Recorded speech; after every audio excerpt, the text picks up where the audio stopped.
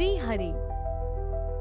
गरुड़ पुराण सारोद्धार 15वां अध्याय भाग 6। इस प्रकार अंतर्याग संपन्न करके बहिर्याग का अनुष्ठान करना चाहिए।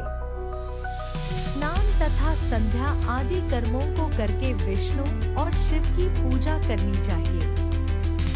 देह का अभिमान रखने वाले अर्थात 5 भौतिक शरीर को ही अपना शरीर समझने वाले व्यक्तियों की वृत्ति अंतर्मुखी नहीं हो सकती। इसलिए उनके लिए सरलता पूर्वक की जा सकने वाली मेरी भक्ति ही मोक्ष साधिका हो सकती है। यद्यपि तपस्या और योग साधना आदि भी मोक्ष के मार्ग हैं, तो भी इस संसार चक्र में फंसे हुए व्यक्तियों के उद्धार के लिए मेरा भक्ति मार्ग ही समीचीन उपाय है। ब्रह्मा आदि देवों ने वेद और शास्त्र का पुनः पुनः विचार करके 3 बार यही सिद्धांत सुनिश्चित किया है। इस प्रकार अंतर्याग संपन्न करके बहिर्याग का अनुष्ठान करना चाहिए। स्नान तथा संध्या आदि कर्मों को करके विष्णु और शिव की पूजा करनी चाहिए।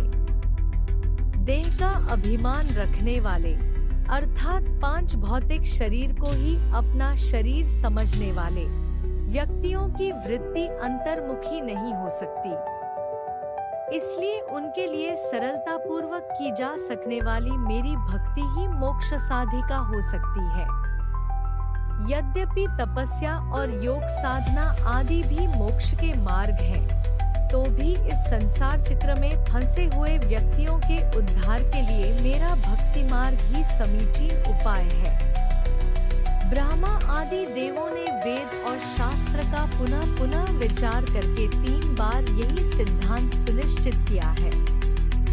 अर्थात मानसिक उपचारों के द्वारा पूर्वोक्त स्वाधिष्ठान आदि चक्रों में श्री गणेश आदि देवों का पूजन अंतर्याग कहलाता है और उपलब्ध उपचारों से श्री विष्णु तथा श्री शिव का पूजन बहिर्याग कहलाता है।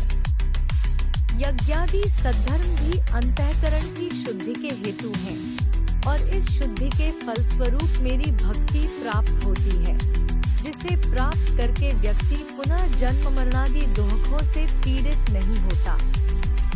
हे तार्क्ष्य, जो सुकृति मनुष्य इस प्रकार का आचरण करता है, वह मेरी भक्ति के योग से सनातन मोक्ष पद प्राप्त करता है। इस प्रकार गरुड़ पुराण के अंतर्गत सारोद्धार में सुकृतिजन जन्माचरण निरूपण नामक 15वां अध्याय पूरा हुआ।